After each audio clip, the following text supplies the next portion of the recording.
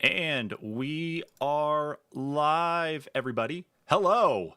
It's Friday. It's September 11th, 2020.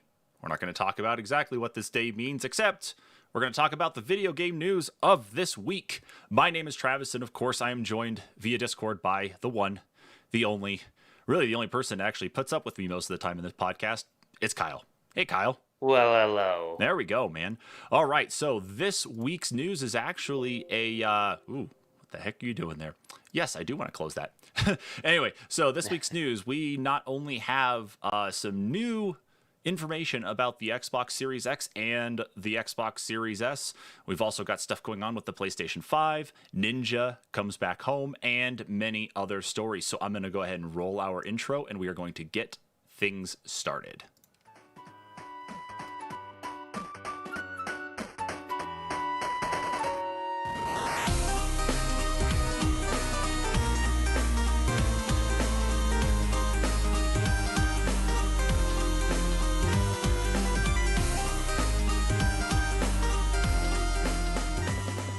All right, so our first story of tonight is from CNN.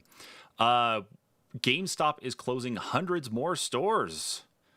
I wonder if we're going to lose the one here in town. Kyle, because you are so close to the whole GameStop thing, and to be quite honest with you, Brandon was, Preston was too, I think this one's a good one for you to talk about. So tell us what's going on with GameStop now. Absolutely. So, uh, CNN Business New York actually has reported that GameStop is closing about 100 more stores than it originally planned, with the struggling retailer warning of more closures next year. The company said in Wednesday's earnings call that between 400 and 450 stores globally will close this year, which is more than 320 stores GameStop originally said in March that it was planning to shutter. The increase underscores how badly retailers are performing during the pandemic as shoppers shift their habits online. GameStop Chief Financial Officer Jim Bell said in the call that the closures will allow us to more efficiently and profitably service our customers. He added are a lot more to do, meaning closures in 2020 as well, or 2021 as well. In the second quarter, online sales soared 800%, amounting to 20% of total sales. However, its revenue came in below analysts' expectations, and same store sales, which were affected by temporary closures because of the virus, declined 12.7%. That sent shares down more than 10% in pre market trading. The dismal 2020 follows an equally rough 2019 when it was stung by falling sales of physical video games, one of the company's mainstays. GameStop currently has 5,122 stores worldwide, 600 fewer than it did last year. Wow, so shame on them, I guess, for not really doing what they needed to do. But, I mean, that it's been a long time coming, I think, for GameStop to finally actually say it's time to close shop. I mean, we've got two of them here in town. That, like, the second one here in town opened while you were still working there, right? It did. Yeah, actually. Okay. Yeah, and I don't see why exactly we needed two in the first place. Was it just more of the Well, concern with the mall access than anything? I they had a concern with how much business that we could be doing as a company in town. Uh, so there was that, and I don't know why they didn't put it closer to like downtown. Mm-hmm. That would have made more sense rather than, right next to, like literally within walking distance of Yeah, the mall, yeah, which is where the other one is. So, you could walk yourself right out of the one GameStop and go right to the other in a matter of minutes, which for us, a town like ours, makes absolutely no sense. I don't see any reason for that in the first place. You're right. It should have been either downtown or in another one of the shopping centers that we do have here. But yeah, now the question is, which one do you think, if our two stores are possibly up for axe here in town, which one do you think is going to go? the mall. Same. I think so. Because the mall, let's see, we lost Sears. J.C. Penney is probably not too far away. Uh, Dillard's shocked me actually because I walked through the other day and thought they were closing down, but it looks like they're remodeling. So that was a little bit of a shock. Well, no, So, they're closing the men's store. I guess entirely, or oh, I don't really? know. Okay. It looked like Yeah. they said remodeling, so maybe they are putting everything into one spot, which So I maybe they're guess makes doing sense. something else with it, but I know they're at least moving everything into the women's store right now. Okay. Okay. But Well, I mean it's pretty weird for a mall to have two different stores yeah. for each. You know that's a little bizarre.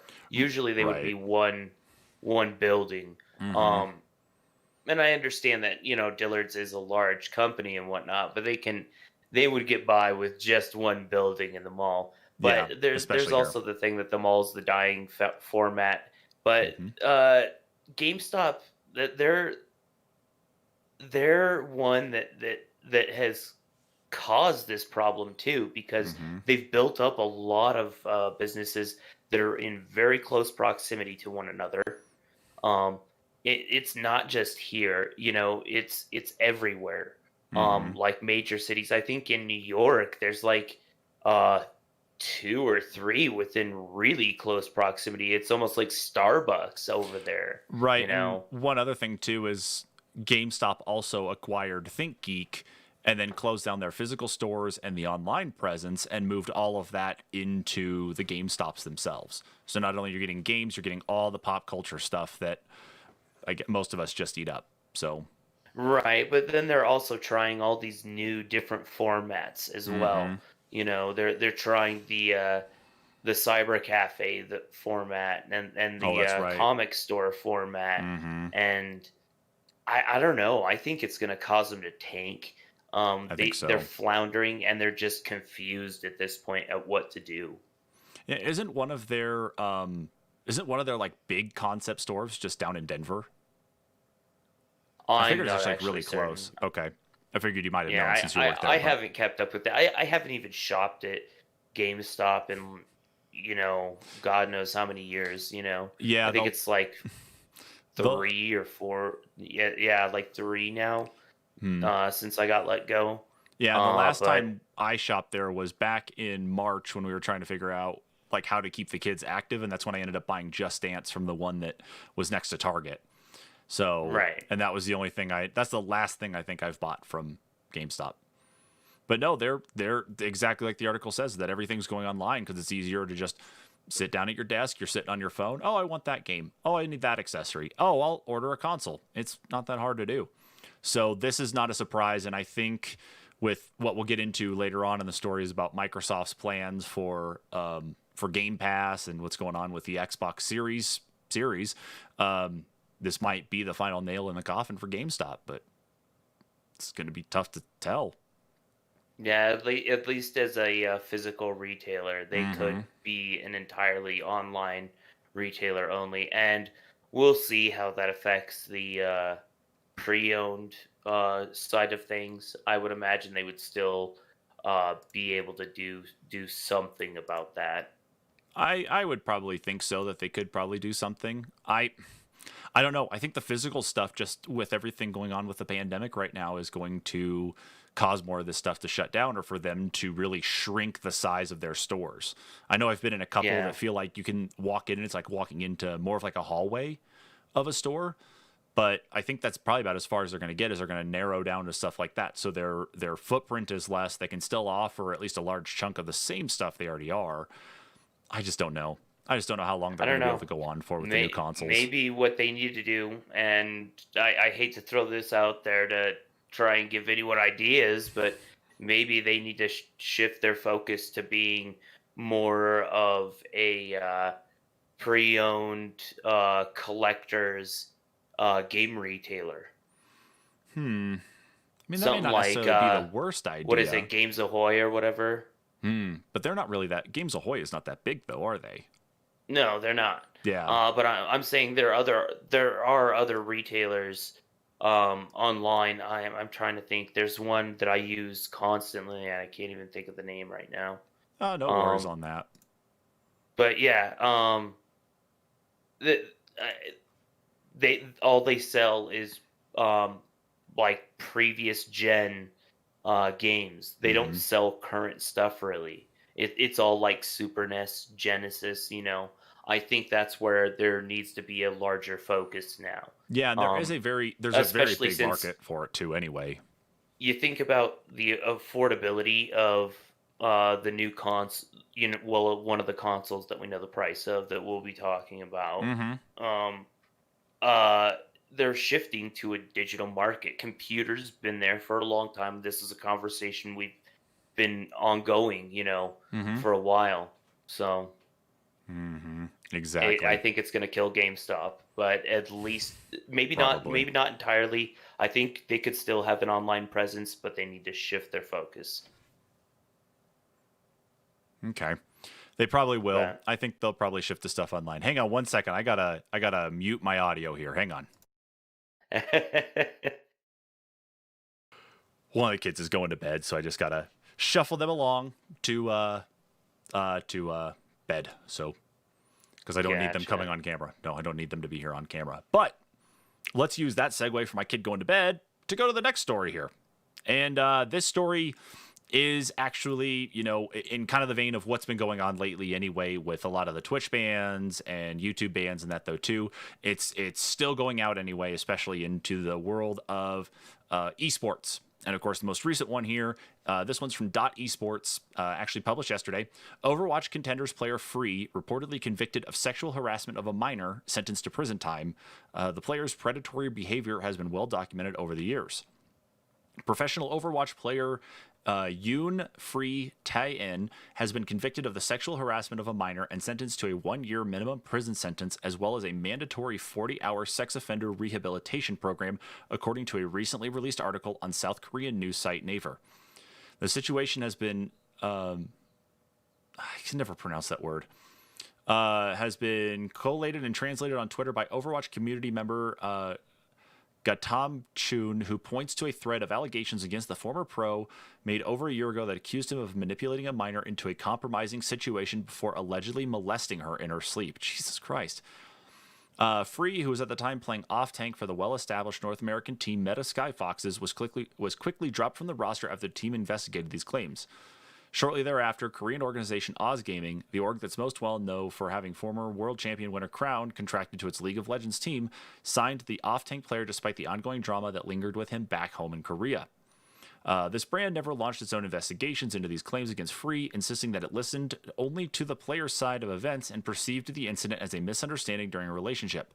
Following the official conviction of Free, however, Oz Gaming released a statement on the matter, apologizing to his fans and promising to do better in the future. So, to kind of at least fill everybody in onto what's going on, and that's a picture of Free right there.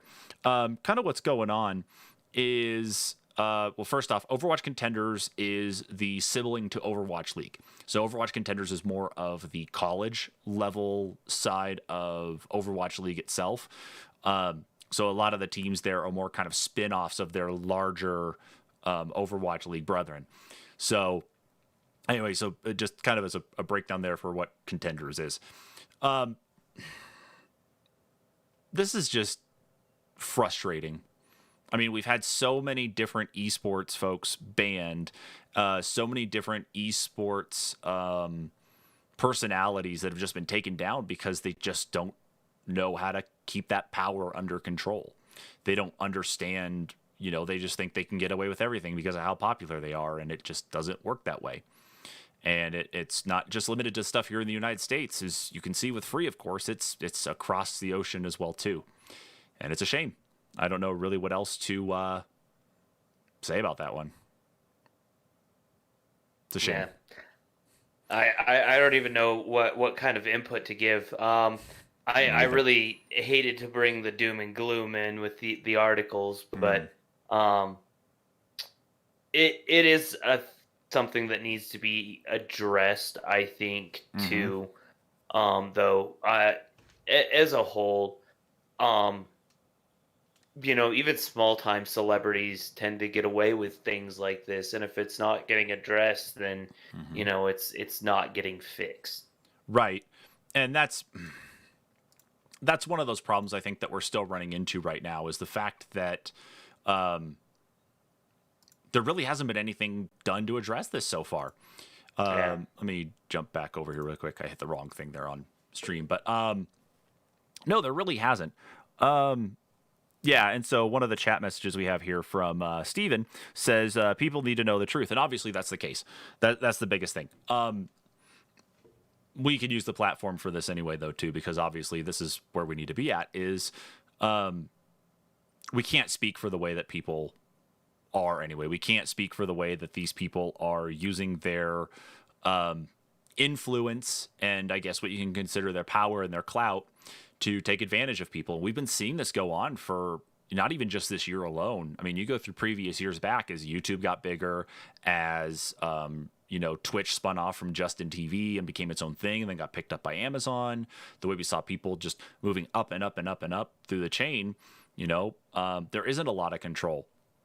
And so, with this platform, of course, the biggest thing we can say is that if you like, it doesn't matter if it's gaming. And Kyle, I think you can agree with this too. But if you're the victim of something like this, you need to get out there and seek help.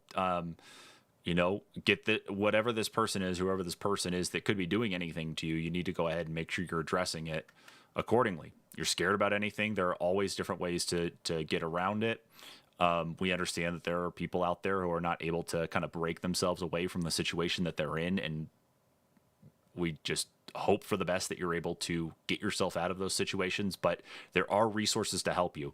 And the best thing to do is to make sure to go to those resources and not go through any of there is a value, I think, to using Twitter and Facebook and Instagram and that to shame people when it comes to the allegations. I think there is a value of that, but if that's the route you go first before you go to the authorities, to go to higher ups, to anything like that, to be able to at least get you that sort of support on those front lines, then you kind of get into a really weird position. And I'm not going to tell you how to go. Okay, I'm a white male, and I know that it's on both sides of.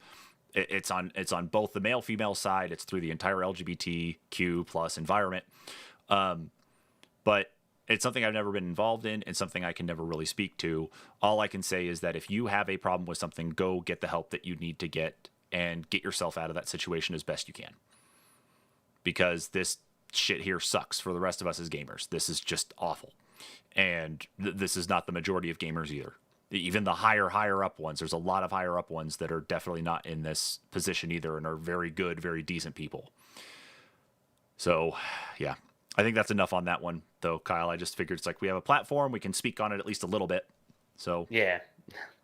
So, anyway, hold on a second. Did my Chrome just freeze? There. Wait. Oh, hold on. It was that webpage. I think it was just stupid ass, an ad nightmare. Stupid ass .esports. Nah, you're right. I actually like some of the articles you guys put up there. Because I like Overwatch League. So we're gonna go ahead and move here to the next story, and this one actually was a big one as of I think yesterday it was announced, and today was online first. So Kyle, talk to us here about this article from Engadget with Ninja having returned to Twitch on a multi-year exclusive deal. Yeah, he's back where he made his name after leaving from Mixer last year. Tyler Ninja Blevins is back on Twitch. He has signed a multi-year contract with the platform where he made his name, and his first stream under the deal starts at 3 p.m. Eastern Time. I am excited to get back to streaming full-time and connecting with my loyal fan base, Ninja said in a statement. I really took time to decide which platform was best, and Twitch has been supportive throughout this process and understanding my overall career goals. In this next chapter, I'm going to make it a point to elevate and bring more eyes to underrepresented creators. Underrepresented. Okay. I know there should be a dash right there instead of it being one word, but that could be that might be a right That Word. might be a full word. Sorry. Yeah. I'm looking forward to working with Twitch to demonstrate how amazing community of gamers can make meaningful impact. Ninja started streaming on Twitch a decade ago and built a huge community there, but he left in August 2019 to stream on Mixer. Despite Microsoft landing him on top of streamers on an exclusive contract, it couldn't keep pace with Twitch, Facebook Gaming, and YouTube Gaming.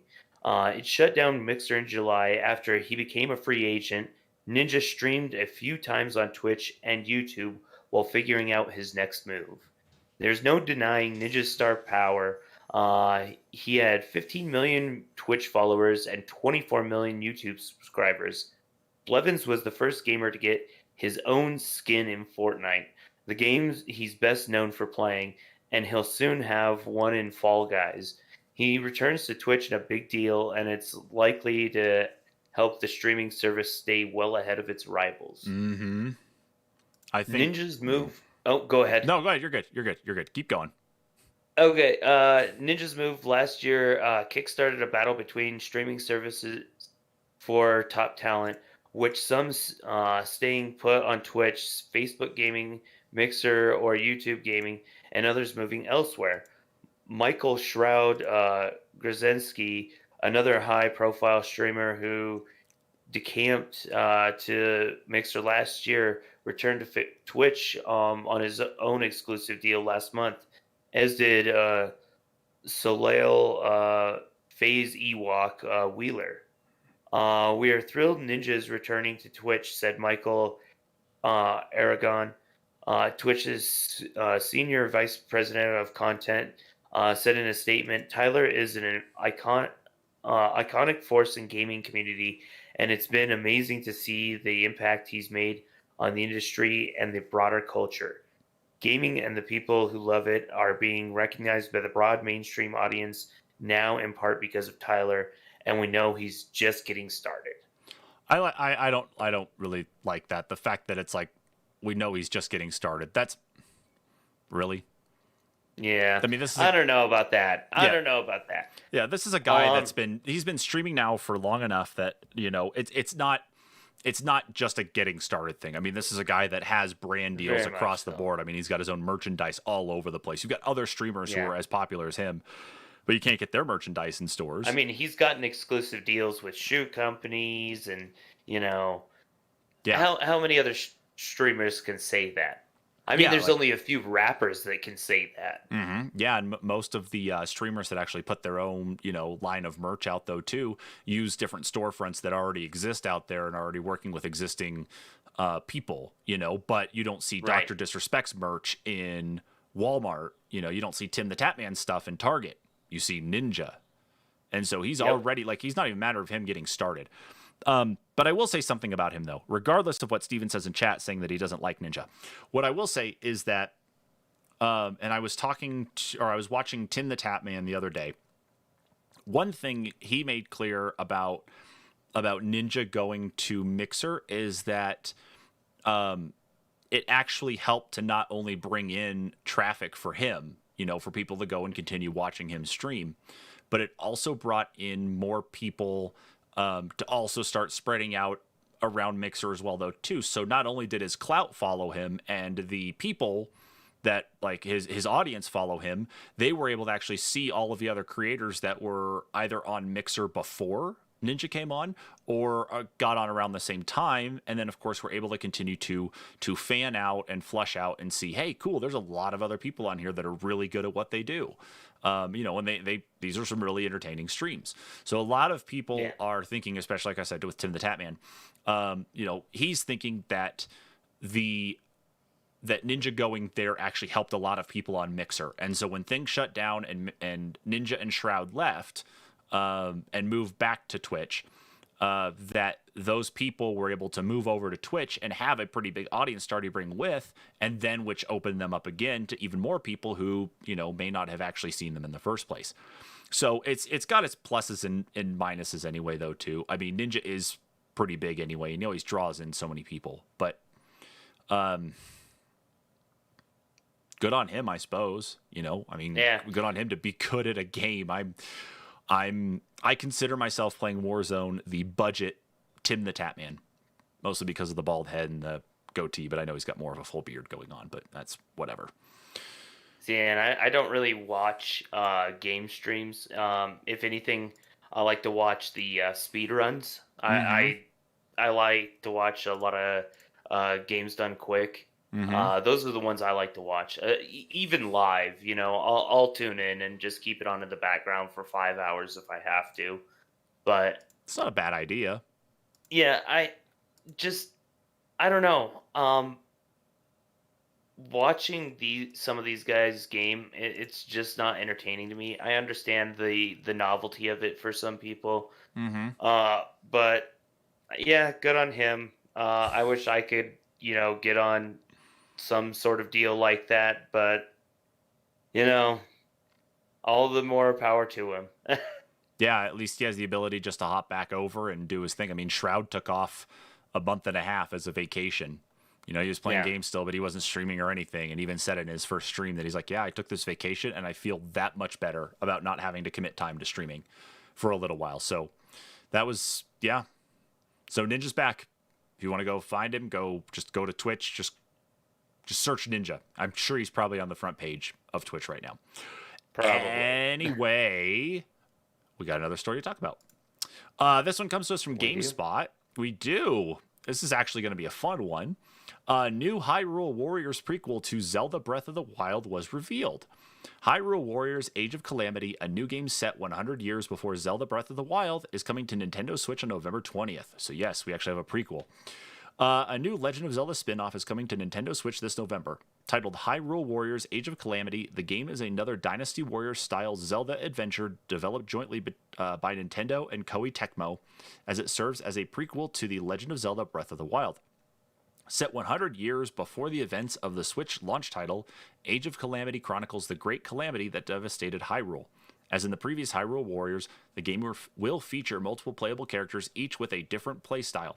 Players will be able to take control of Link, Zelda, and the four champions of Hyrule, Mipha, Rivali, Daruk, and Urbosa, and use their unique skills to cut through hordes of Ganon's minions. Along with the aforementioned characters, a small guardian can be seen among the heroes in the game's official key art, suggesting it could be playable as well. In addition to the over-the-top battles, Age of Calamity incorporates traditional Zelda elements like puzzles. Players will need to use the Sheikah Slate and other skills to overcome these and other environmental obstacles. Nintendo also says the game features a robust story that depicts the events, relationships, and dramatic moments of the Great Calamity in captivating detail. So the bonus at least is that we don't have to wait for too long, Kyle. We got a couple months here to actually get this game. Ooh, I gotta move over here a little bit because of where the thumbnail is here next to my head. It's smothering me. I never played the previous Hyrule Warriors. There was part of it that just didn't seem to appeal to me, but the fact that Breath of the Wild was so successful, and not only do we know of a sequel that's coming down, but now we've got the prequel that allows you to at least see how everything starts and not hopefully get your ass blown up by a guardian by mistake. This one actually does kind of pull me in and interest me a bit more. What are you thinking? Did you play the previous Hyrule Warriors? I played, I want to say, a demo of it, because it came out at the time that I worked at GameStop. Mm-hmm. But I've never really been a fan of the Dynasty Warriors format. I think I enjoyed a couple games that were like that. One of them was on GameCube, and it was one of their licensed games, I think. Other than that, I don't know. I didn't really care for it. The big thing with this was, I mean, Nintendo's gonna have a Zelda game this holiday. That was the big takeaway. I know next year is supposed to be Zelda's 30th or something like that, or 35th. Are we really that close to it now? Yeah. Geez, I can't believe we're actually that close now. Seriously, like Yeah. it's the fact that we're like we've got the Mario anniversary that we just celebrate, or we are in the midst of celebrating. We got those games that are still coming out, and now we got Legend of Zelda to deal with. I mean, I think that one's next year, and it's a good wind up for the, like they said, the release of the new game that will be coming out. Or maybe they didn't say that. I may have been another article I read. I could have been zoning there. That's all good, man. That's all But good. no, yeah, no, the big takeaway is that it's coming out soon. You don't have to wait too long, and there will be Zelda this holiday, or a Legend of Zelda game in some format. So I'm sure that'll blow up on the shelves come Christmas time for all the parents that just want to make their kids happy with a Legend of Zelda game. Agreed. This will definitely be one. I actually feel that we're probably going to end up picking this one up because I have not beaten Breath of the Wild. I still like the game. I just haven't beat it yet. But my kid has beaten it twice now. So it's definitely one we're going to have to pick up. But they did announce, though, with this, I'm sure you saw, that they're actually bringing back the Breath of the Wild amiibos. Though they're going to do a second print of them. So, yeah. So that'll be cool. That'll be cool. I just wonder if with this, if we're going to get any sort of additional information as it relates to Breath of the Wild 2. Like, I really wonder if that's what's going to happen. If we're going to get more Breath of the Wild 2 information here, or at least close to when this announced, or when this drops. Excuse me. Because it's just interesting to see this and then know that we've got the second one still coming. Oh, yeah, I imagine that'll probably be holiday next year. Oh, more likely than not, it probably will be. So it's definitely going to be something that we're going to have to. What do you guys do? Jeez, as usual when I'm streaming, it's like here come the dogs stampeding in to say, "Hey, I'm coming in to say hello," and then we're gonna go outside and go to the bathroom, and then we're gonna come back down here and run around and track mud all over the place. Jerks. Yeah. Anyway, but no, I hope we get an announcement for or more details on Breath of the Wild 2 soon, because we were supposed to get it. They were talking about that supposed to be like almost close to the announcement of the Mario stuff. Like that was, I think, one of the rumors that we covered at one point in time, that we were supposed to be seeing Breath of the Wild 2 stuff come up, but no, we got all the Mario stuff. So maybe. See, and I think this is what we're getting. This is just Nintendo being coy again. This is a format, I think, or at least that I feel that they followed recently. Absolutely. It's like, oh, we'll tease you with this, and then later on down the line, oh, by the way, we're gonna actually do it. By the way, yeah, it's. I don't think I can ever argue with the way that Nintendo has actually been handling game announcements, directs, all of that this year. I think they have done probably the best job out of any of the other groups that have been putting out announcements this year. I think they've done probably the best job. And I'm glad to see that. Like, I'm actually glad that, Nintendo's always going to be kind of like on the top when it comes to that. Like, for not only the mystery behind the way the consoles are built, the way the games are designed too, but I think they're always going to hold people in and always draw them in. So you're not going to have a very small amount of people digging into this stuff. It's going to be people who don't even play games to see what's going on. Right. Oh, yeah. So, with all of that discussed, let's move on to our next story. This one comes to us from The Verge, and Kyle is going to tell us about this because I think he actually watched this. All the biggest. I didn't actually. I had to work while it was airing, so I didn't get a chance to watch it. You son of a bitch. That's fine. That's whatever. I actually did not watch any of the trailers either. I wasn't as drawn into this one, but hey, it's what happens. So Kyle, I guess let's just you and I go back and forth on this one then, talking about all the biggest announcements from Ubisoft's Forward event. So, of course, first and foremost, Ubisoft has been doing these events, or at least I think this is their second one, or is this their third one? I think it's their third, isn't it? That's what I'm wondering. Is I think this is their they had third. one back like clear in like June. Maybe it's their fourth. I don't know. Yeah, because I want to say like didn't they have one in June, July, and then August? That's a great question. I don't remember, but the summer's just flown by. It really has. I mean, we're already in September, but they've been doing these though, of course, because of COVID-19 and that shutting down all of these big things that were supposed to happen. Really, the key thing being E3.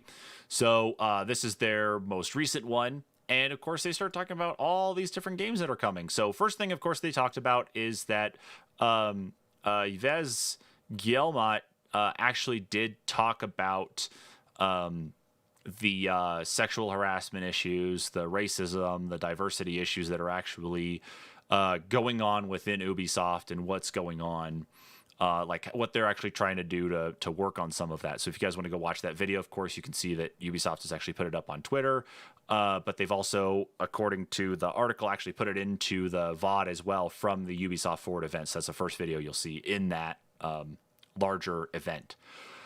So they announced a couple programs talking about mentorship opportunities for women and individuals from underrepresented groups. There's that word again.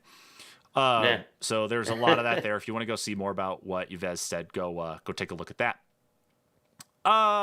We got some more information about the upcoming Immortals Phoenix Rising game, previously known as Gods and Monsters. It says showing off the Greek mythology-inspired world and the gameplay that looks heavily inspired by Nintendo's Legend of Zelda Breath of the Wild. It'll be out in December on Switch, Xbox One, PlayStation 4, PC, and Stadia. So I'm going to go ahead and hit the trailer here just to see what we're dealing with. Following in-game capture has been edited for time. Thanks. Oh my god. I even only had to see like that first scene. I was like, that's pretty on there. Like the colors with the pastels and such really kind of lends itself to being like that. Oh, like, yeah. Oh, and even the character animations, stuff. Yeah. But this actually does look pretty neat. I remember when they first showed off Gods and Monsters, and we're talking a little bit more about the details of this game anyway, at least initially. Well, and I'd heard there's a demo out really for it right now. And actually there's parts, or at least there's one point in the demo that they actually point or make fun of the fact that they called it Gods and Monsters. They poke fun at that a little bit. Wasn't there a movie at one point in time that was called Gods and Monsters? Yes. Like a movie or something? Yeah. Let's see. It was terrible. Yeah. Interesting. So yeah, it really lends, like, just in some of this little bit of gameplay here on the trailer itself, it really does have kind of that Breath of the Wild look. It just seems like there's more going on the screen than there was in Breath of the Wild, though. But it really, like, harkens back to that. The only thing I'm worried about with this one is there's the possibility that it could fall victim to Ubisoft's giant world syndrome. It just becomes repetitive, too much to do, No, that's true. That could be a problem. That's something that Ubisoft is still yet to, how do I put this? Escape? They're like, oh, cool, let's do this. And then they just drone on and not know what to do. Tacos. Taco Bell. Anyway, sorry, I got Ubisoft there for a second. Taco Bell. Anyway, no, Preston's not watching. So, let's move on here into the next one, of course. This was probably, I think, the biggest part of the announcements there. Prince of Persia's being remade, dude. It is. And actually, I don't know if you've started the trailer on your end yet, but there have been, it's been getting a lot of flack from people. Not so much about the character animations and stuff, that they seem fluid, everything seems on point, but you look at the facial animations and it looks something very 360, or maybe even, very, very, prior gen to that, like PS2, like, everything else looks pretty on point. Yeah. But yeah, just, and I know that they did state that the footage is alpha footage, but we do have a very, very tight window on this one, coming out the 21st. So 21st of January. Yeah, of January. Sorry, yeah. I totally missed that saying it's that. Right but, there. It's right there in the article, Kyle. It's right there. It's right there. Face. It is. But yeah, but no, I see those. I see the way the animations are. They definitely seem a little clunkier. The biggest thing though I saw out of that, especially, is like you said, the graphics. Like I was about to say, it's like this looks like a PlayStation 3 game. You went Yeah. 360 route. I decided to go PlayStation 3 to give it a little bit more credit, but we can go the lesser Yeah, side here. either way, it Wow. does look very last gen. Mm-hmm. It really And does. early last gen for that matter, in my opinion. Mm-hmm. But I think if we've only got a few more months to go with this too, I mean, there's also a possibility they could go and rework some of these. But it all says it's supposed to be released for the Xbox One, PlayStation 4, and PC. So that's not necessarily bad. If it was being released on the Series X, PlayStation 5, whatever the Switch Pro is going to be or Switch 2 is going to be, then I would say we have a problem. But it's Well, and this could be another issue of someone would use the pre-alpha footage for the trailer that, this was actually a trailer that they were supposed to release like 6 months ago, and now mm-hmm. they had a whole new trailer. They didn't use that one when they were supposed to. Mm-hmm. Yeah, it's very possible. We've seen that a couple times too. Yeah, We we saw it have happen. heard of that happening, so Speaking of Ubisoft, don't forget about Watch Dogs though too, and what happened with the neat, cool trailer from the first game, and then what we got after that. So yeah, very maybe this will true. be the other way Very around. true. Maybe the trailer will look like crap, and then the game will actually look that much better. Anyway, what is the next story here on this one? Riders Republic turns extreme sports into a massive multiplayer online game. So we got a what the hell? Okay, so the description here from The Verge says Ubisoft is taking extreme sports to an even bigger online audience with Riders Republic, a massive multiplayer game from the creators of Steep, focused on all kinds of adrenaline-pumping activities, including biking, wingsuiting, skiing, snowboarding, and more. The company promises huge maps based on actual GPS data from U.S. national parks and the ability to race against 50 opponents at once. It'll launch on February 25th for everything. But it's I don't know. That sounds like a game that's a bit confused, in my opinion.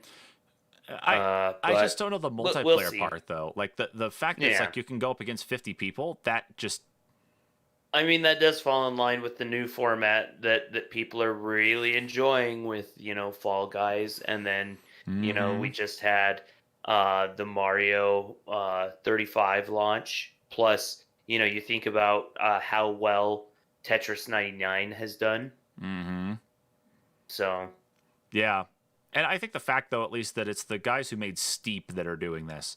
yeah. So, and that game, that game was a little clunkier in some spots, but the actual graphics of it, the snow effects, the details were pretty good.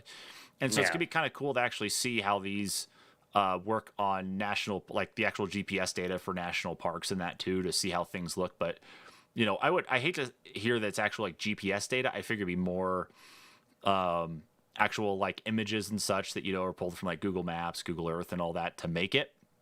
So I'm just, I don't know, maybe the wrong choice of words on that part, but whoa, that guy like busted his head open. At least he looked like it. This one kind of looks cool, but yeah, I think it's such a hodgepodge of things. It's a good word, hodgepodge. It's just got so much going on with it that it just doesn't know what it wants to be, I think. But it looks like it might be some fun, especially if we can get the three of us playing this one together. Yeah. So yeah, it looks like it's got some sponsorship tied in too, because it's got X Games that is mentioned in there. It's got Red Bull as well. So that's okay. So at least there's some understanding with that too. So okay, cool. Next Speaking one. of playing the next one, if we can get the three of us together, they're bringing back Scott Pilgrim. Woo! We were Yeah. talking about it earlier this year that Mhm. people were throwing it out there. It's the 10th anniversary. They got to do something. They got to do something.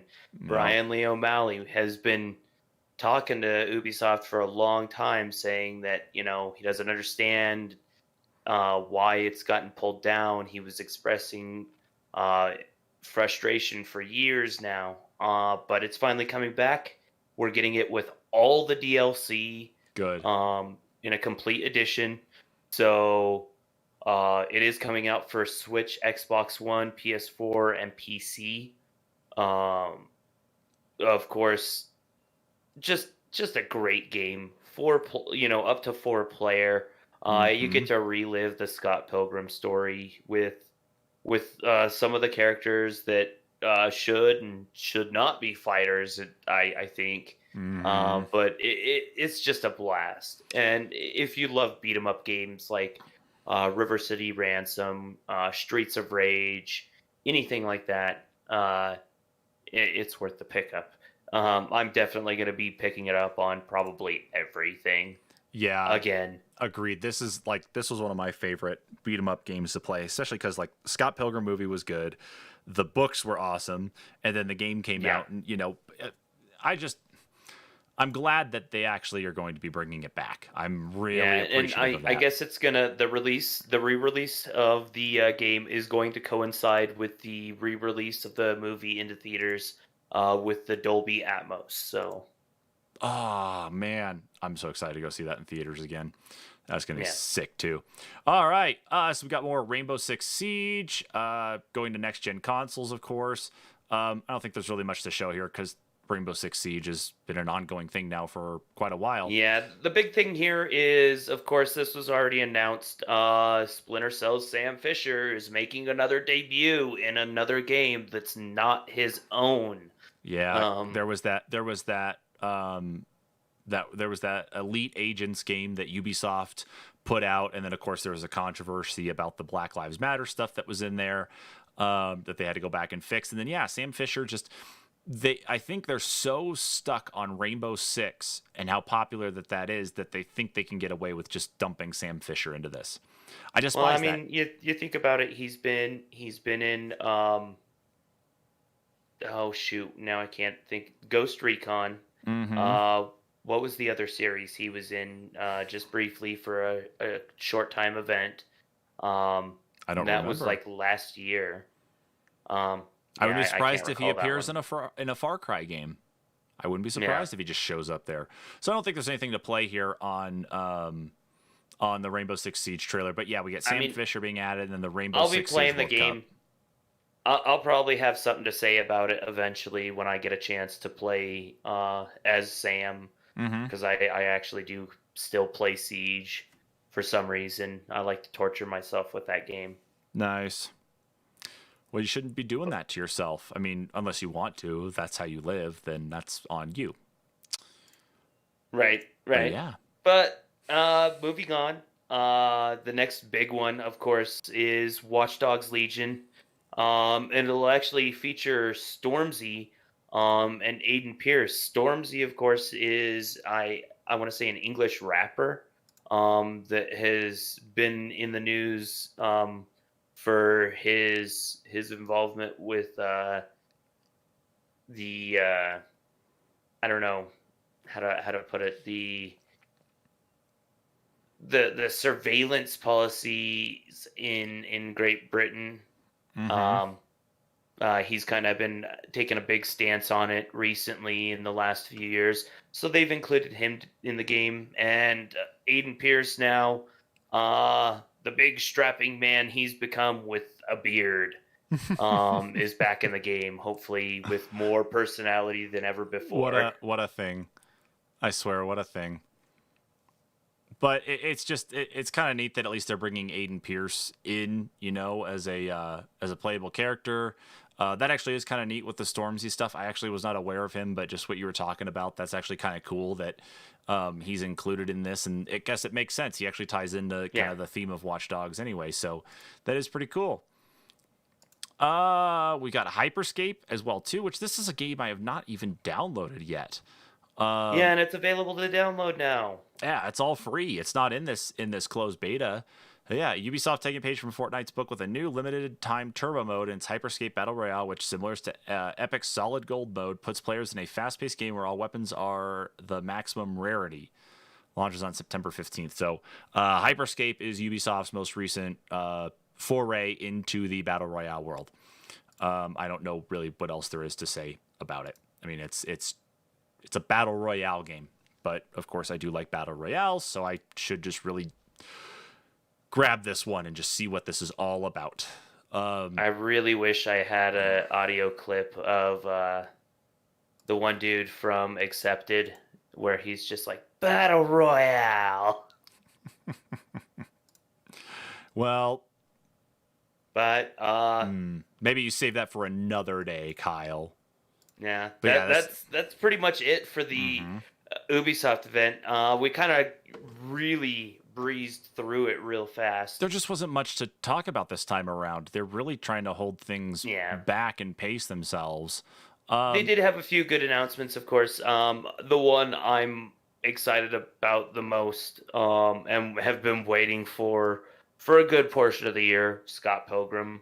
Can't wait. I wish I had my little Scott Pilgrim plushie needs to return back down here for me to put up with all the other stuff. I think my daughter has him somewhere. Or no, I take that back. One of the dogs got him and tore him apart. So, damn it. It's all right. Another day, perhaps. But yeah, I'm really stoked for Scott Pilgrim. The Sands of Time one, I'm really curious to see if the trailer is just more of a, okay, we just want to show you that we are doing something. Still another few months before it comes out, so we'll have it cleaned up. I think we need to do a live stream though of Scott Pilgrim straight through. Just do a full game stream. Well, that game is not even that long either. I think that game is you like, can beat it in a couple hours. Scott Pilgrim versus the World game playtime. Let's see. How long is this game? Let's see. Wow. Average playthrough for just main story is 4 hours and 23 minutes. That seems long. I mean, 4 hours. Because I know I've beaten it in a sitting before. That's very weird. I'm sure I probably have too, but I don't know. I have to go back and look at my achievement stuff from that point in time, because that was back during the Xbox 360 days. So yeah, I'm just glad that it has the DLC with it, and I don't have to panic once it goes away, because I got the game and then the DLC released, and at the time I didn't really think anything of it because I wasn't playing the game.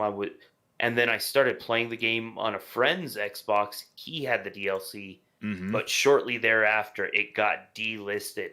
Wow. And I was really upset with myself that I didn't have the Knives DLC, because I wanted to get like full completion at some point on the game. And then I finally did download it when it got relisted for a short time.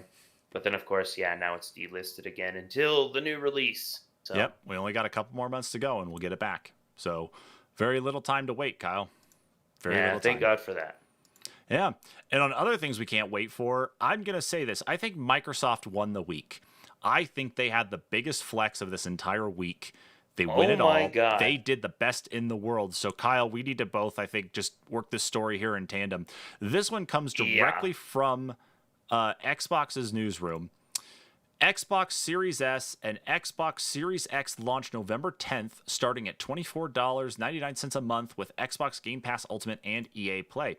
I need to see how this story goes here to make sure my camera is not actually in the way of any of it. Thank God it's not. It's only the headline.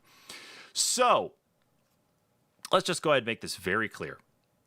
I know how this program works, but if you want to read over it, it's pretty crazy how available they're trying to make it to people. Exactly. So Microsoft has announced that the Xbox officially announced the Xbox Series S, the all digital component or all digital sibling of the Xbox Series X. They will both be releasing on November 10th. Well, the Xbox Series S will be selling for $299. The Xbox Series X will be selling for $499, which, by the way, that actually beats our that hardcore beats our price target that we were actually talking about of about a $599 console. So that's about $100 their difference. So good on them for figuring that out. We still have yet to see what Sony has to say. I was actually thinking we'd hear something by today. Right. People just have to wait for our last story here. But yeah, so just like Microsoft already did with the Xbox One S and the Xbox One X, they will be including it into the Xbox All Access program, which will allow you to, I'm not going to say lease, but you're basically getting the console for $25 a month. That's for the Xbox Series S, and it's $34.99 a month for the Xbox Series X. But that also includes Xbox Game Pass Ultimate, which is the top tier Game Pass that you can actually get. So that was really the biggest thing out of it, at least that kind of started off, is the fact that the Series S dropped. And I want to talk a little bit about this, then we'll get back into the rest of the story. Let's see, is that the right one? Yep. Okay. So Kyle, I'm sure, did you read any of this when the Series S was announced? Exactly like why Microsoft did what they did? Did you see what happened? So yeah, it was, what was it, Tuesday night that it happened? That the first leak was initially put out So that someone had gotten a hold of. so it was I believe late Tuesday night, early Wednesday morning. Like I'm Right. talking like I figure we midnight. should start from the beginning of the Yeah. timeline of when So everything mhm. exploded this week. Yeah, so we've already known that we've been getting it. That there was going to be a second console to go alongside the Xbox Series X that was lower in power and was going to be lower in price. There wasn't really any confirmation on if it was going to be an all digital console, if it was going to have a disk drive in it, similar to the second release of the Xbox One S. But we knew that at least for some time that there was going to be one. Then we had the white Xbox Series S controller drop first. Some people, I guess, got it. Some retailers actually had it in their hands already, not necessarily for selling, but they had them. Someone got a picture of the side of the package, which said Xbox Series S or Series X Pipe S. So that was our basically confirmation that we were going to be probably get at some point soon.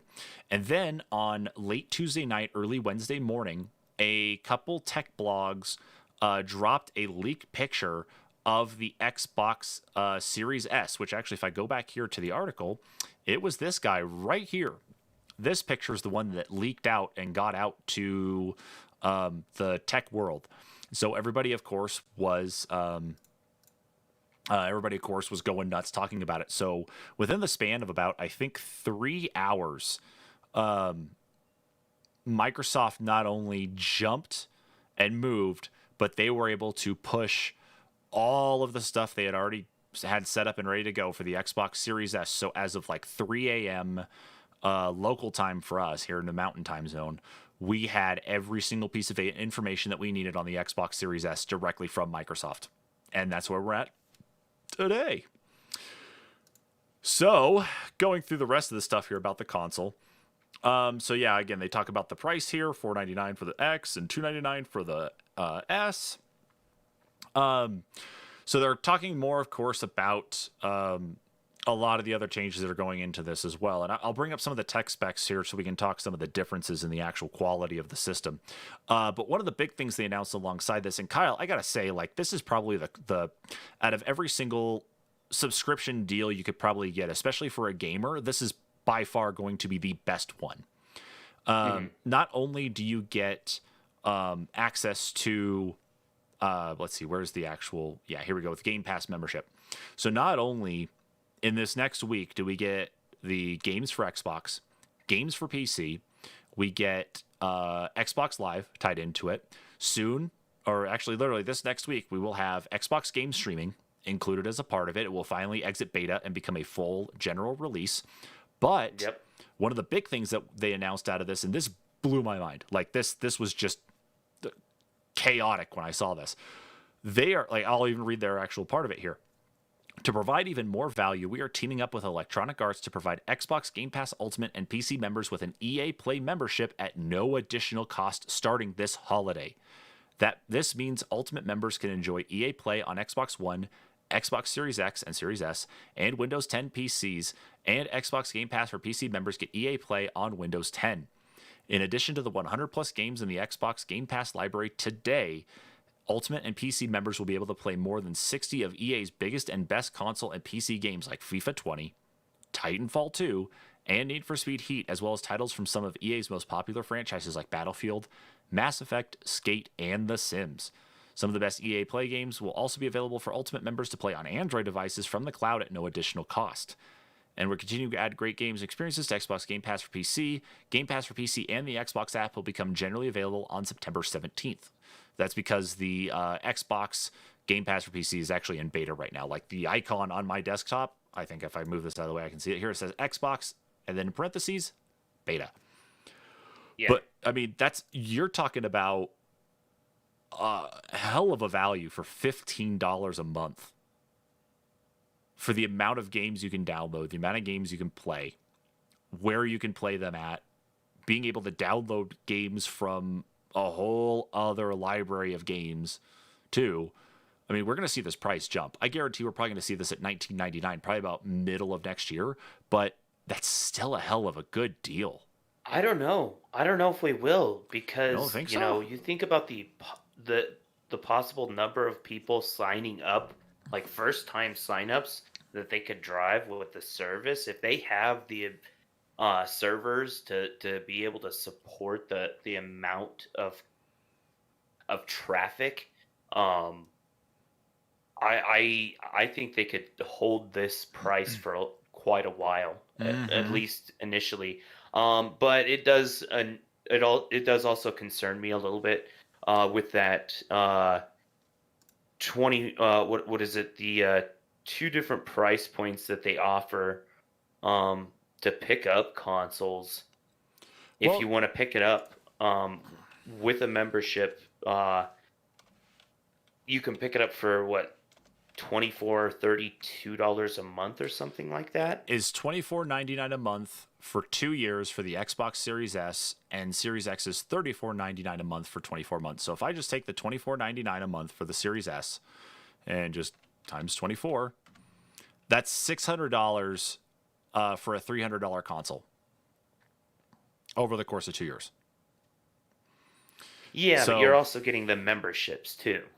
exactly, exactly. Because like if you were just to get the console, like let's just say if it was to be the console, $299.99 divided by 24 months, that'd be $12 a month or $12.50 a month roughly. They'd be paying for the console itself on its own. So what is that? 12. Let's see. So plus 14.99. 27. What did they say it was? $24.99. Okay, so in reality, doing this by leasing or basically doing the monthly payments with Microsoft, you're Hmm. actually going to be saving about $3.50 a month doing this. Right. So, Yeah. I mean, or Microsoft is kind of taking a hit from this, but think about how Mm-hmm. many consoles they'll be putting in homes with this program.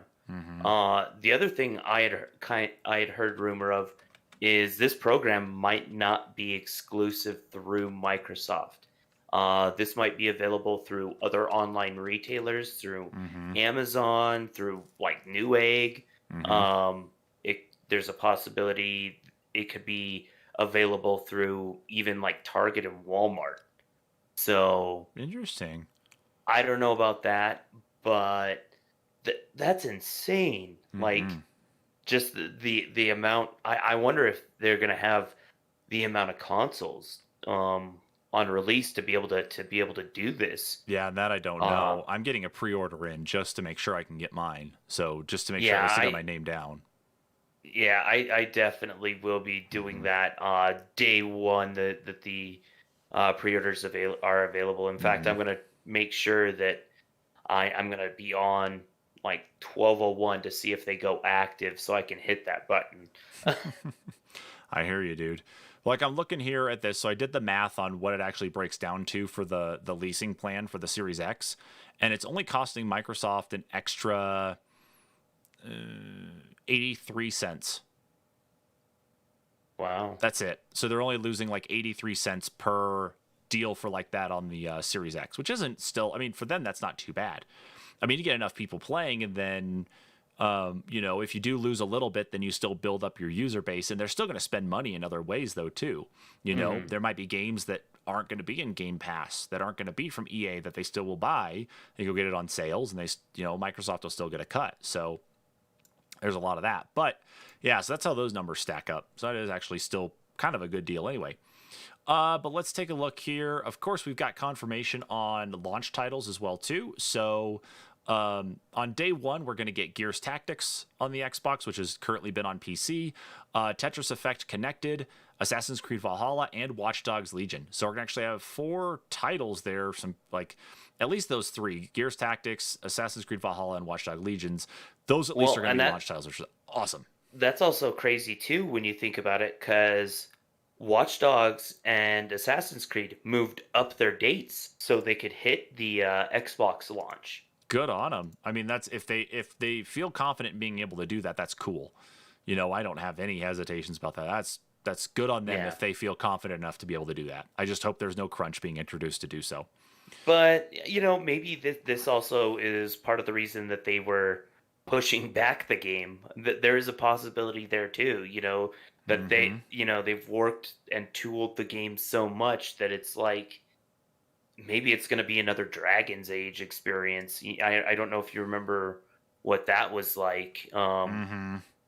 Oh When no, I do. Inquisition came out, like within the first 20 minutes, that bridge sequence, there's like on the 360 version, you're supposed to be walking through a crowd of people on this bridge, and on the 360, there's like 4 or 5 people at a time on the bridge Mm-hmm. that slowly appear. Whereas on Xbox One, it can actually render the people. Hmm. Um, just simple things like that. Maybe that's what they were trying to avoid happening, and maybe they're just willing to say, okay, it's coming, so we're ready. Let's do it. That would be awesome if that really was the case. Again, please no crunch. I don't really need any of these people suffering like that. Let's just make sure they're doing that right. Yeah, Um, and even like with that with Dragon's Age, the fact that they did differ so much, I think it did affect the Xbox One's quality and performance long run. Even though it looked better and you know mm-hmm. whatever, in the long run, it was affected by um, the Xbox 360 and Mm-hmm. them coming down to crunch. Agreed. So Yeah, I can definitely agree with that one. But let's talk here. I've got the actual spec sheet up here. So we've already known for the longest time, too, as a part of the Xbox Series S releasing, that it was going to be a kind of like mid-tier to lower tier version of the Series X anyway. That was going to have the same hardware, but a lot of stuff was going to be tuned down to be able to meet that lower price point. So let's talk about some of the differences here. So the processor is downclocked by two gigahertz. It has only 20 compute units in the GPU at 1.565 gigahertz, so it's downclocked just a little bit there too. The GPU power, from the understanding here, is actually possibly on par, if not just a little bit better than the Xbox One X. The RAM itself, too, it's only got 10 gigs of GDDR6 RAM for the graphics and the CPU, of course, to share. Uh, but of course, at its actual transfer rates and the speeds too, they've only got 2 gigs dedicated to. They got 2 gigs of RAM dedicated to 56 gigabytes per second of transfer rate, and 8 gigabytes at 224 gigabytes. So there's going to be at least two that are going to be lower tier, and that's probably more for the instant launch part of like the whole thing they're toting with the Xbox Series. mhm. Uh, Display output, of course, on the Series X, we already knew we were going to get 4K at 60 frames per second, with the possibility of getting 1080p or 1440p up to 120 frames per second. The Xbox Series S will go to a max of 1440p for their games right now at 60 frames per second, or possibly get up to 120 frames per second playing at 1080p. Storage is also on the lower tier, so it runs at the exact same speeds as the Series X, but it's only got 512 gigabytes of NVMe storage. But it does have the expansion slot in the back of it that can take those new proprietary 1 terabyte Seagate cards. So there's that. Obviously, of course, it doesn't have a disk drive in it. Its display output is HDMI 2.1. Okay. But there's that. The only other things that are not actually included here in the tech specs that they talked about when it was announced is that it can do 4K output specifically for streaming services that have 4K. So Disney Plus, Netflix, Amazon Prime Video. Those are the couple that at least come to mind that have 4K content on them, so they can handle that upscaling. And then they said there's a possibility of games that could possibly be upscaled to 4K as well. But I think they'll run probably in the lower tier at like 4K 30 frames per second if that ends up being the case. Obviously, of course, with these types of resources, there's a trade off. So yeah, Kyle, you're going Series X, right? Oh yeah, Okay, so that's what I thought. yeah. I already have like a pretty vast Fix this. library of Xbox One titles that I know that are gonna play on Series X. So I figure why not? That's gonna be my primary unit, and then my secondary unit. Um, that I'll be able to put in a different room Mm-hmm. or take over to the other house we have to use there. Um, I'll probably do that with my Xbox One. Yeah, I think what'll probably happen with me is that my Xbox One will probably go to a family member. Um, like my parents don't have a Blu-ray player of any kind, and the Xbox, One is plenty capable for doing that. Mine, Right. of course, I brought this up many times, and I feel like a broken record sometimes. But mine is the original Xbox One, the VCR. So, and I'm sure Kyle, I think yours is an original too, right? Actually, mine. I don't know what happened. It burned up. I've tried different power units. I probably need to redo or take it apart, clean it, and then redo the thermals and Mm-hmm. whatnot to see if that's what the problem was. Okay. But mine was actually my first one was a day one unit. Okay. Um, the one I'm currently using is just a regular S unit. Okay. Yeah. So you're definitely at least a little ahead of me on that part, but yeah, that's why it's like mine will probably go, or I might trade mine in or something. They may have a deal that says, trade in your old console and X amount of games or an accessory or something like that at GameStop. I know we were just talking about them, but they're who really comes to mind, to be able to get Right. the console, for X amount. And I think that's kind of one of the deals I've got going on right now because that's why I'm going Xbox at least kind of full in compared to PlayStation. It's just because I don't have I don't. Oops, that one. I don't have PlayStation games, and so I've got these physical games here that the kids still play. That if I can at least get them into the console, then no problems. Well, Um, and I was thinking about it too. I probably will go with just the all digital PlayStation as well. mm-hmm. If the specs are going to be the same, and the only difference is the disc player. I mean, there's only a couple games that I'm going to have on PlayStation 4 that I really care to play on PlayStation 5. I can keep them all on my PlayStation 4. I'll keep the system. That's not a big deal, you know? Mm-hmm. So I probably will go digital just to save a few bucks, at least in the PlayStation realm. And then for sure, I'm going Series X, though. Question I have though, interestingly enough, is um, do you think that uh, what are you doing here? Come on, just download. Do you think that Sony's going to go the same way with a lower, like a super low price point on the digital version versus what Microsoft has done? Because See, you're that talking that's like a what two hundred my dollar worry is. difference. Um, I I could see them doing something else though. Um, depending on, I mean, they're the creators of Blu-ray, Hmm. and Well, they so were in partnership to do it, but I'll give well, you yeah, that. yeah. So I mean, yeah, they were in partnership to create Blu-ray. Hmm. So maybe they still have a little pull with the licensing there, that they can maybe work out something that's a little bit of a cheaper solution, so their prices won't differ that much uh, between the disc console and the digital console.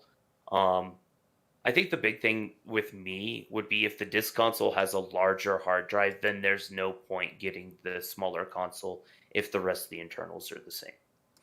Yeah, which Um, is what really makes me wonder. It's like, what exactly is going to be the Yeah, like I what about it that's is going why to be I was better? kind of hoping for, some response of Sony's at this point to get a better idea of how I'm going to spend my money. Hmm. That being said, though, I we do know that the Series X and well, obviously, possibly aside from the GPU, are going to be the more powerful units. I think the S is going to be a little bit more below or on par of what the PlayStation 5 will be capable of on Hmm. the lower end. But as far as like maximum performance, the X is going to blow it out of the water. They've already shown that. Mm-hmm. But the price point, I'm thinking like 450. We're gonna see like 450 for the disc unit, 400 for the non-disc. Right. And if they want to try and stay competitive, that's where they'll be at. Most likely, the only thing we haven't seen though actually is we haven't seen. We actually have not seen the internals of a PlayStation yet No, either. we haven't, and that's the other thing that bugs me. And one more thing: why haven't we heard response yet? You know, That's a big thing. I wonder if it's coming up closer though, which is kind of funny to say that because maybe we should just use this as a segue to our final story of the night. You ready? I think so. Maybe Kyle, this is a good launching point. Kyle, take us home, dude. Let's talk about this story from Game Rant, where the rumor is PlayStation 5 release date leaked by Amazon Japan. Let's talk about it. Fans may finally have a release date for the PS5, according to the information reportedly leaked on Japanese retailers' listing for PS5 products. Gasp. Fans already know when both Xbox Series S and X are to be released, but the PlayStation 5 release date is yet unknown, and people are eager to know more details. However, a leak from Amazon Japan is rumored to have revealed the PS5 release date ahead of time. The Xbox Series X release date is slated to be November 10th, and if the PS5 comes out around the same time, that means there's less than 2 months until the release window. Sony is being unusually quiet about when its next-gen console will drop and has yet to reveal any official information. Fans are hungry for any info, whether it's unofficial or not, may find their interest piqued by the listing on Amazon Japan's website. The Amazon Japan retail listing for the PS5 puts all products, including the charging set and the headset, at a November 20 release date. It's important to note that the console itself doesn't have a release date, but every single related product, including one essential to using the console, are reportedly coming out on November 20th. However, there's another rumor that the PS5 will release in North America first, stemming from the Call of Duty Black Ops Cold War trailer, so North American fans might not have to wait that long. However, there are both just rumors, and a lot of factors are up in the air right now. And then there is kind of a picture, of course, of the PS5 listing on Amazon.jp. There's kind of a screenshot there of the different listings for the headset and whatnot. It wouldn't make sense for the console to be available at a different day than the charging set and the headset. And previous rumors and leaks have also pinned the PS5 release between November 17th and 20th. While this could be the disappointing news for people who plan to buy PS5 instead of Xbox Series S or X and will have to wait longer, reportedly Sony is taking marketing cues from Microsoft and may even slash PS5 prices in response to Xbox Series X. Those who bought the Xbox One or PS4 when the console released may remember that the Microsoft's product launched second, while it seemed to be the other way around now. Of course, given how hush Sony is being about everything, a lot of info is purely speculation right now. Although when multiple sources are saying similar things, these next-gen console leaks may have been or may have more credibility. Of course, November 20th just could be a placeholder date, or maybe Amazon Japan doesn't have the right information. At the time of writing, neither Sony nor Amazon have commented on the leak. So yeah, that's interesting. Some crazy information. But I do want to point this out. the 20th of November is actually a Friday. Normally, consoles, electronics do release, or video games release on a Friday. Um, of course, the Xbox is a little bit of an exception, releasing on the 10th. But I would assume, No, Tuesday uh, Tuesday would make sense for the Xbox because Tuesdays are usually pretty big release right, days for games too. Because like, I actually even goes for movies eh, as well. Because usually you'll see brand new like Mondays. Blu-rays and stuff like on demand stuff to be able to purchase digitally. No, it's usually Tuesdays. Is it? Yeah, yeah. Huh. As I stare at my Blu-ray wall over there, yes, But absolutely. game releases typically are on a Friday, but I would also think that they would want to beat Black Friday, Mm-hmm. which is what, the 27th, right? Yeah, so that's a week before. Yeah, Yeah. and I think one of the reasons that they're shooting for this particular, or if it would be the 20th, the only reason they would be shooting for that date rather than being on the 27th, of course, because they don't want to deal with the madness Mm-hmm. um of Black Friday. Their numbers are going to be inaccurate if they launch on Black Friday. I mean, it's a little close. It's going to suck for people trying to get a hold of the console. Uh, but uh, to the same effect, they're not launching the same week as Xbox. Okay. So the numbers, I think, won't. That I think they're far enough apart that they won't affect each other. Mm-hmm. But man, they're cutting it really close to Black Friday. To be able to have a console launch and then to be able to have more consoles out on Black Friday. Mm-hmm. If they want to try and have consoles available for that rush.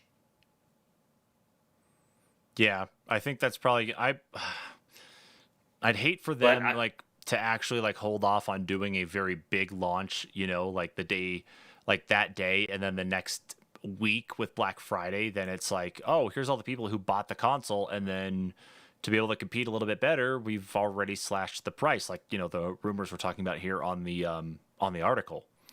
That would be right, a pain in the ass. But I think the way they're staggered, at least, is probably not bad.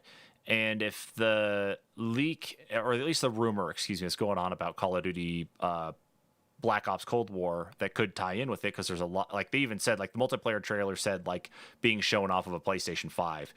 And there's some well, and you think exclusivity about there it, too. yeah, and you think about it too. Yeah, the Sony's had major exclusivity deals with the Call of Duty franchise for how Mm-hmm. many Call of Duty games now? Quite a few actually, because the what was it? The Spec Ops mode, I think, was PlayStation exclusive for Modern Warfare. And I think that drove a lot of controversy, or at least just pissed off a lot of people that mode in multiplayer was left out for at least the Xbox Yeah. side. The exclusivity was there. So it's very possible. That makes me wonder, though, because like in the multiplayer trailer for Call of Duty Black Ops Cold War, God, what a fucking name, it specifically had, it had Call of Duty Zombies in it. I bet you maybe that will be the exclusive one on PlayStation 5. I bet you that'll be the exclusive mode for probably like 6 months. Yeah. So that's I what don't we know. know. I I I think it'll be the 20th. I honestly do. Yeah, it probably will Um, be. Either that or I could see them doing it on the 17th or 18th just to make it so they have a few extra days to get people restocked. Mm-hmm. That might actually be the case too. Really could be. But who knows? We'll have to see. Like I kept blabbing about it during the whole Xbox thing. Really, really hoping I would have something for everyone tonight. More than this about Sony. Uh, Even just a pinch of information. Mm-hmm. But, uh, they've been very tight-lipped. So, 'cause, I don't know. I think it'll be the 20th. I honestly do. Um, I I I think it'll be the 20th. I honestly do. But, they have been very tight-lipped. So, they've been very tight-lipped. So, 20th. I think they've been very tight-lipped. So We'll see. We'll Yeah, see. we will, and hopefully we'll actually hear more anyway, though, too, because now that this stuff is out, it's the ball is in Sony's court. The ball could technically be in Nintendo's court too, with the rumors about a possible new Switch this next year. So Yeah. it's out there. It's more so up to Sony to really like play and to figure out what they're going to do next. So maybe next week we'll be Well, and talking about Sony stuff. it's funny that you bring up the Switch too, because I didn't bring it up because I figured I'd just kind of throw it out there as a blurb Mm-hmm. um, as we were finishing up. But of course, Nintendo does have that new system that they're launching right now, just an exclusive, a special edition system, essentially, The for Fortnite one. Fortnite. Yeah, Uh, I think it's it's Europe kind of only. cool. I think it's Europe only Uh, though, is what the thing said.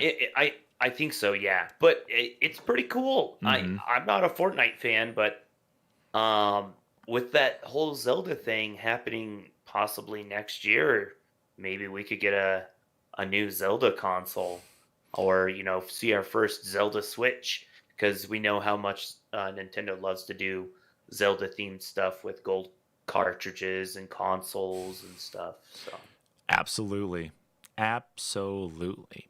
Well, I think that's all the news for this week, at least in the video gaming world, folks. So, with everything that has been said here tonight, thank you everybody for tuning in to another weekly news roundup here with us, the NPCs. Don't forget, of course, if you're watching us here on Facebook, don't forget to follow our Facebook page so that way you know when not only the news live stream is up and going, but you are also able to see when our podcast is available too. We got a brand new episode that we dropped just yesterday talking about the top movie video games, at least as they relate to us. And then, of course, we have a weekly What Are You Playing that we did drop on Tuesday as well. So make sure to go listen to those. If you are on YouTube, go ahead and make sure to hit that subscribe button. In the process of working on a couple different things right now. We got a once over that's coming down the line from Preston as well. I'm working on some things here behind the scenes myself, which I'm hoping to put up probably in the next day or two. So make sure you hit that subscribe button so you know when those are up. Again, everybody, thanks for tuning in. Kyle, thanks for doing the news again with me, dude. We will catch you always. all later. Bye.